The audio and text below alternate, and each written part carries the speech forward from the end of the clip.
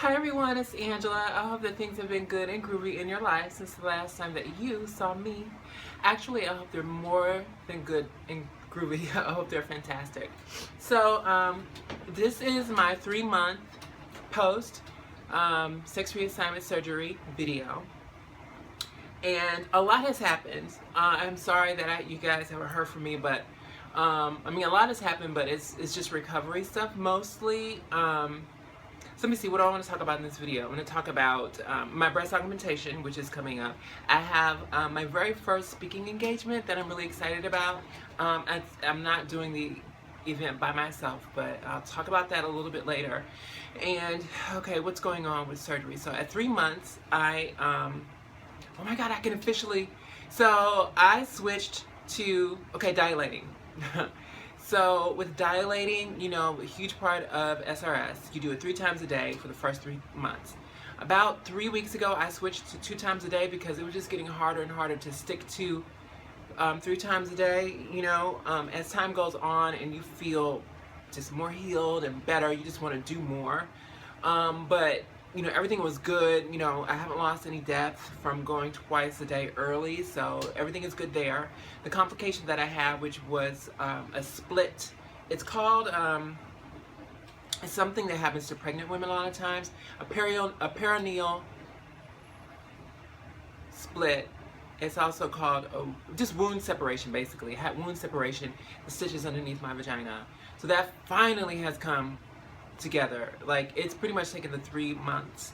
I've been sitting on a donut in my car anytime I drive, and I'm finally, yesterday was the first time that I comfortably drove without the donut, which is really amazing.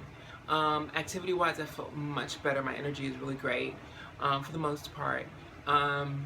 Mentally, there have been some shifts. I just physically, let me look at this hair. So let's talk about hair for a minute, because y'all know I have ADD and I can't stay focused. So I have this hair in, they're extensions. My hair stops, like, you can see all these layers. That's my hair. I'm not good at blending this fake hair with my hair, but this is the only hair that I have and I don't want to cut it. I don't know how to cut layers. Oh, you can see that my trach is gone. But yeah, like, I got a perm. I let my mom perm my hair and she did not do a good job, and it was my fault. But, you know, she rinsed the perm out through my hair real slow. So, like, my hair is overprocessed. My hair broke off really bad through here. So, like, in order to even look presentable, I needed to do something since I'm wearing my hair straight. But anyway, okay, back to SRS. So, yes, everything is good. I'm sexual. I've not had sex, sorry. But, you know, I have had a lot of self-love, and it's good. Everything is working, which is such a blessing. Like, I had a moment where I was just, like, so grateful, because, you know, going into SRS is such, like, a gamble. Am I gonna lose sensation? Is it everything gonna be okay? Everything is okay, and sensation is still coming back, so that's great. Like, what I can feel like vaginal sensation, like when I have the dilator inside of me, I can feel that, and if I get to, like, move in a certain way, it feels good.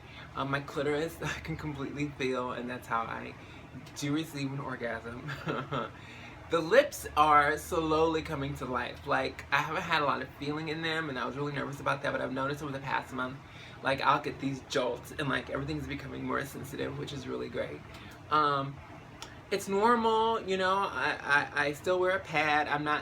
I don't have that much discharge. Most of the discharge is basically the lube that I use for dilating that comes back out. I've been advised that everything in the women's aisle for vaginal hygiene is not good for you. Most of that stuff, the douches, the creams, the wipes, all that stuff is really bad for you. So my gynecologist is like, don't use any of that stuff. She's, you know, you can douche with warm water. And you do that sparingly, because you don't want to dry the vagina out. So I'm really happy that, yeah, the spiritual, emotional feelings, it's just, I just feel so good in my body. I've resituated in a sense, and I just feel happier and grateful and, you know, ready. And I decided that sexually I want to sort of start over again. So, like, all the young male playthings that I had, my little young men friends, I'm not dealing with anymore, because I'm ready. I'm a new woman. I want to move forward differently, and the next guy that I'm with, I want it to be somewhat serious, and, you know, I want a commitment. So when I do have sex again, it'll be, special. So boobs. My breast augmentation was approved. I'm having it on February the 15th. I'm really excited about that. I probably should make a video separate about that because that was a headache. It was an absolute headache dealing with my doctor's office because they don't deal with transgender people very often. But that's a segue into what I'm doing. So I spoke to my doctor about the problems I was having with her office and told her, look, I've done sensitivity training in the past with the job that I used to have. And I mean, if you need someone to come in and talk to your staff and to get them acclimated to transgender patients and how to handle us, how to deal with insurance, because I have learned so much about insurance, and these doctors' offices don't really know what to do. So I had to walk that office through how to handle, getting my case approved.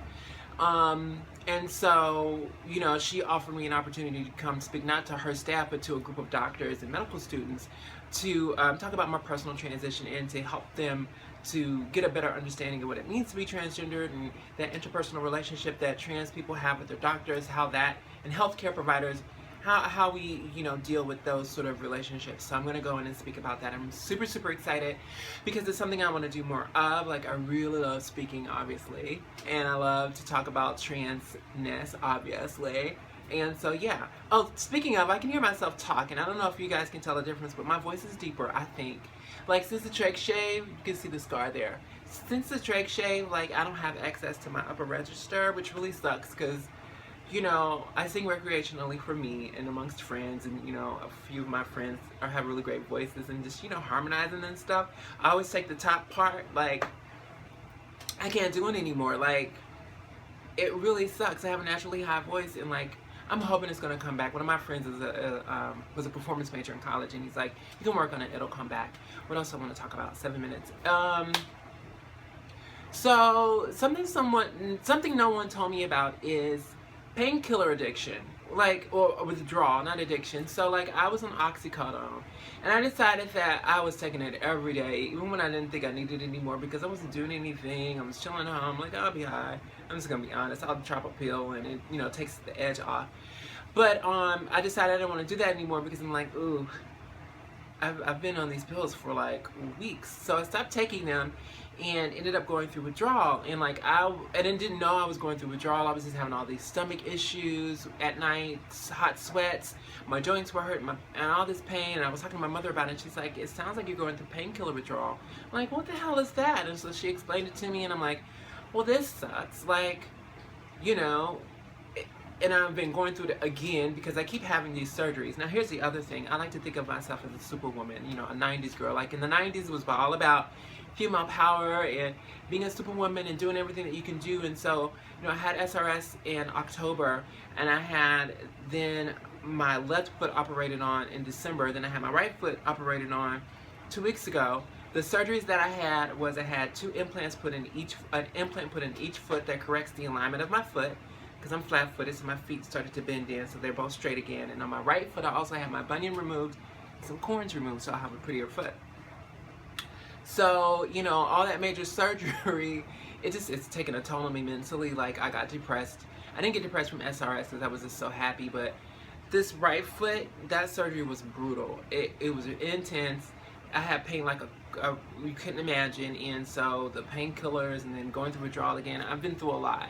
And I took that on my hair. I was pulling on my hair a lot. I wasn't combing in, and I went 4 months without a relaxer, almost 4 months, and so it was just a mess. I lost a ton of hair in the back, and so I'm over it all. So that's, yeah, I feel like if you're gonna have SRS, maybe get your boobs done at the same time. Try to get them done at the same time. If you're going to do them separate, you need time to really focus on a surgery. Like, I have another surgery coming up. And it's because I've been off of work since October, and I really wanted to take advantage of having this deductible. But, man, it's been a lot. It's been a lot. But I'm finally bouncing back, and I'm really excited. So that's what's up with me. I don't know what else to talk about. I'll make a video just about boobs and how big I'm going and all that kind of stuff and how they look, and I'm really super excited about that. Yeah. I guess that's it. I'll leave it here. Thank you for listening. Thank you for watching. As always, I love you guys. Peace and blessings.